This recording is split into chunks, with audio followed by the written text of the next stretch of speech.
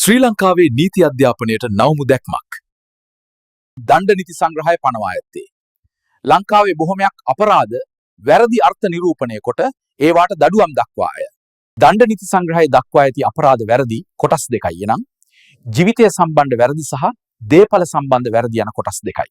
ජීවිතය සම්බන්ධ වැරදි ලෙස මිනිමැරීම, ස්ත්‍රී දූෂණය, බරපතල තුවාල කිරීම යන කාරණා හඳුන්වා දිය හැකිය. දේපල සම්බන්ධ වැරදි ලෙස සොරකම, වංචාව, කොල්ලකෑම යන කාරණා හඳුන්වා දිය හැකිය. යමෙකු යම් චංචල දේපලක් යම් තැනැත්තුගේ ස්වාධීනත්වයෙන් එකී තැනැත්තගේ කැමැත්ත නොමැතිව වංක ලෙස ගැනීමේ අදහසින් එබඳු ගැනීම සඳහා ඉවත් කරහොත් සොරකක් ලෙස හැඳින්වෙයි.